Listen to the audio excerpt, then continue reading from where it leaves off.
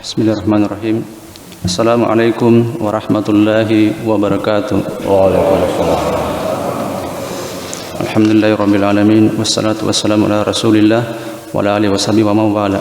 Asyhadu an la ilaha illallah wahdahu la syarikalah wa asyhadu anna Muhammadan abduhu wa rasuluh.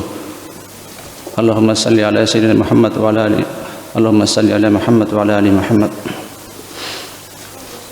Hadirin hadirat jemaah rahmatillah subhanahu wa ta'ala, mari kita kembali bersyukur Allah subhanahu wa ta'ala karena kita masih diberi kekuatan untuk melaksanakan salat subuh di masjid yang penuh berkah ini, terutama di bulan Ramadan pada hari yang ke-29 Ramadan, pada hari yang ke-19 Ramadan ya.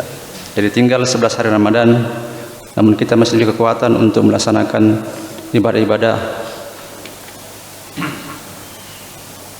amalan-amalan yang insya Allah akan dilipat gandakan pahalanya di sisi Allah Subhanahu Wa Taala. Hadirin hadirat yang dirahmati Allah Subhanahu Wa Taala,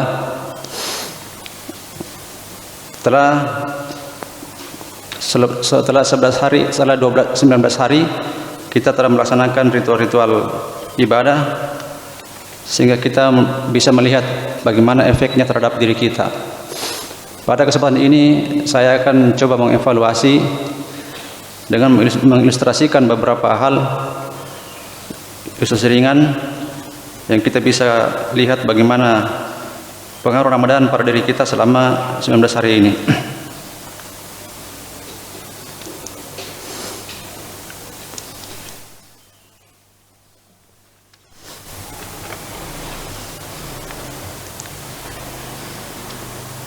Dan tak lupa kita kirimkan salat kepada salawat dan salam penjualan kita Muhammad sallallahu alaihi wasallam yang merupakan suri teladan hingga zaman. Barang siapa istiqomah dengan sunnah-sunnahnya, insyaallah akan mendapatkan syafaat di yaumul akhir kelak.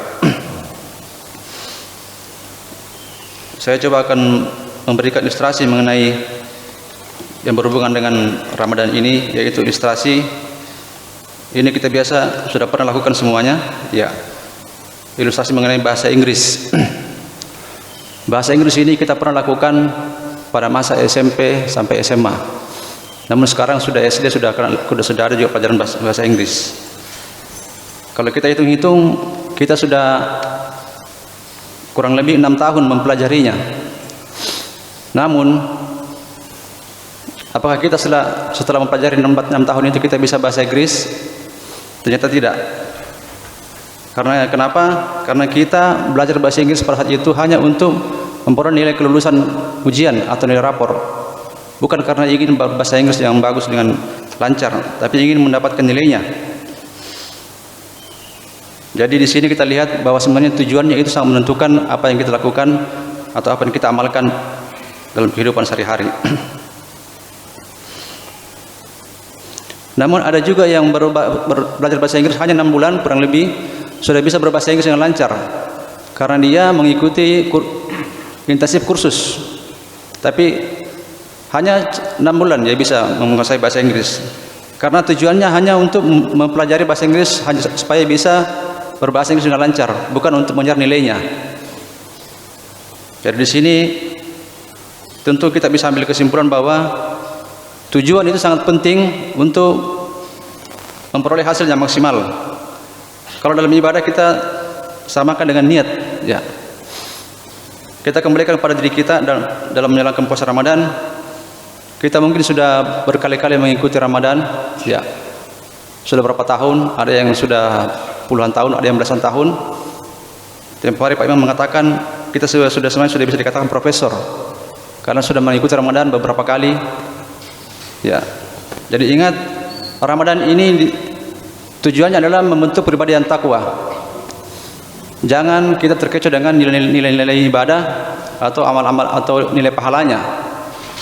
Banyak yang mengerjakan amalan hanya untuk benar nilai pahalanya. Yang dikatakan oleh Pak Imam bahwa itu adalah hawa nafsu, bukan dari hati yang muncul untuk melaksanakan ibadah. Karena ibadah apapun yang tidak berhubungan dengan hati itu tidak ada nilainya. Ya.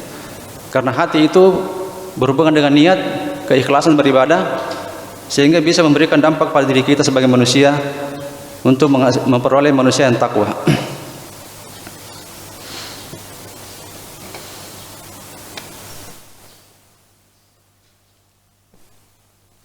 Kita kembali pada Ramadan.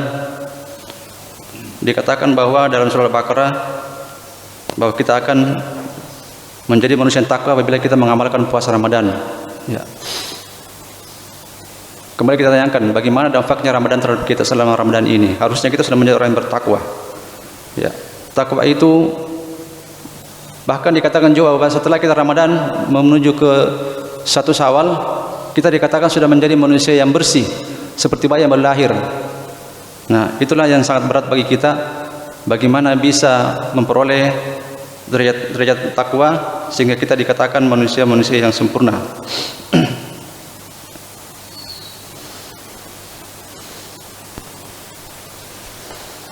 Sebaiknya kita mengkoreksi atau mengevaluasi diri kita dalam beribadah.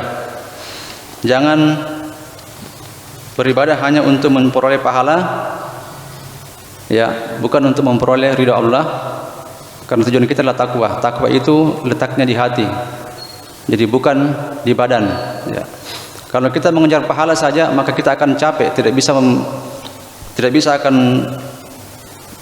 memenuhi tenaga kita, bahkan kita akan merasa lelah apabila kita hanya mencari pahalanya saja. Oleh karena itu kita kembalikan mengenai tujuan utama adalah membentuk manusia yang bertakwa. Namun di sini ada yang saya akan bacakan mengenai hadis yang merupakan peringatan Rasulullah tentang amalan-amalan puasa dan Ramadan. Itu hadisnya, kamin sa'imin laisa lahu min siyamihi illa sama'u wa kam min qa'imin laisa lahu min qiyamihi illa saharu. Betapa banyak orang yang bersaum atau berpuasa tidaklah memperoleh apa-apa baginya dari saum selain lapar, dan betapa banyak orang yang mendirikan salat tidaklah memperoleh apa-apa baginya dalam salatnya kecuali hanya lelah. Jadi puasa itu sebenarnya intinya itu mempuasakan hawa nafsu, mempuasakan jiwa. Sebenarnya kita sudah dibantu oleh Allah Subhanahu wa taala mengenai puasa ini. Kenapa demikian? Karena Allah sudah mengikat atau membelenggu setan sehingga kita tidak lagi diganggu oleh setan. Namun hawa nafsu kita masih ada. Itu sifat-sifat yang tercela, itulah yang telah diajarkan oleh setan sehingga kita masih ada hal-hal yang menghalangi kita untuk memperoleh takwa. Jadi membersihkan hati. Bahkan orang munafik pun itu melaksanakan sholat, bahkan mereka berzikir juga. Ya. Dalam surah An-Nisa terjemahannya itu ayat 142, sesungguhnya orang-orang munafik itu menipu Allah dan Allah akan membalas tipuan mereka. Dan apabila mereka berdiri untuk sholat, maka mereka berdiri dengan malas. Mereka bermaksud dengan sholat di hadapan manusia, dan tidaklah mereka berzikir menyebut nama Allah kecuali hanya sedikit. Jadi orang munafik juga berzikir juga, ya, bukan hanya orang. Ya, jadi orang munafik juga ada zikirnya tapi sedikit. Jadi kita bisa berkoreksi diri bagaimana zikir kita dari Rasulullah Taala, mengingat Allah Subhanahu Wa Taala, sehingga kita tidak masuk dari golongan orang munafik. Ya. Kalau berdiri itu malas, jadi kita mengkoreksi bagaimana sholat kita, apakah kita sudah betul-betul melaksanakan sholat dengan khusyuk, minimal kita mengingat Allah di takbir dengan bacaan Al-Fatihah. Namun kadang-kadang kita kalau sholat karena banyak urusan, kita pergi sholat tidak tenang. Kadang-kadang sudah terbaca Al-Fatihah, kita masih belum fokus sholat. Ya. Jadi sebaiknya kita memperbaiki sholat kita, bagaimana sholat kita bisa mencegah perbuatan mungkar dan keji. Begitupun puasa itu harusnya mengikutkan batin kita atau jiwa kita, karena puasa itu tidak akan ada artinya apabila kita tidak bisa menahan hawa nafsu, terutama dalam hal lisan kita, karena lisan itu bisa menghapus pahala-pahala kita, sekalipun tidak membatalkan puasa tapi bisa menghapus pahala kita. Jadi puasa itu sangat membentuk pribadi-pribadi yang bertakwa. Seharusnya orang bertakwa itu memiliki rasa takut pada Allah Subhanahu wa taala. Karena ciri-ciri orang yang bertakwa itu rasa takut pada Allah sangat besar, ya. Sebagaimana kemarin disebutkan oleh dinda kita Naib bahwa pernah Rasulullah menemukan kurma di tikarnya, lantas dia tidak memakannya karena takut itu adalah kurma sedekah. Itu karena rasa takut kepada Allah Subhanahu wa taala. Kalau kita punya rasa takut kepada Allah Subhanahu wa taala, maka insya Allah kita akan bisa mengikuti perintah Allah dan terutama menjauhi larangannya Allah Subhanahu wa taala. Bahkan di surah Al-Asr ayat 18 dikatakan, ya ayyuhallazina amanu ista'in, ya ayyuhallazina amanu, ya ayyuhallazina wattaqullaha wal tansur nafsum ma qaddat liqad wattaqullaha innallaha khabirum bima ta'malun. Wahai orang-orang yang beriman, bertakwalah kepada Allah dan hendaklah setiap jiwa, setiap orang memperhatikan apa yang telah diperbuat untuk hari esok atau akhirat, dan bertakwalah kepada Allah, sungguh Allah Maha teliti terhadap apa yang kamu kerjakan. Ya, dari sini kita untuk selalu mengevaluasi diri kita mengenai ibadah-ibadah kita ya. Karena sesungguhnya muhasabah itu sangat penting untuk mengetahui di mana kekurangan ibadah kita, terutama dalam sholat, dalam puasa, dalam perilaku, sehingga kita bisa menghasilkan ibadah yang sempurna dan membentuk pribadi yang takwa.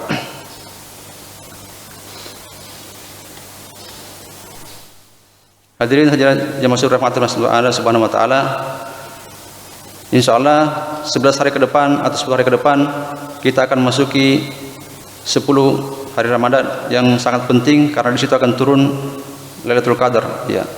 Sesungguhnya orang-orang yang tidak bersih hatinya, yang tidak mempunyai hati yang bersih, menghilangkan rasa dengki, prasangka, benci, maka akan sulit untuk mendapatkan Lailatul Qadar karena dia akan turun kepada orang-orang yang memiliki hati yang bersih dan ikhlas. Sehingga perlu kita mengoreksi diri kita, apakah kita masih mempunyai rasa-rasa hasad dengki, prasangka dengan orang, selalu mengingat atau melihat pribadi aib orang lain. Ya, sebaiknya kita hanya sibuk mengurus keburukan kita.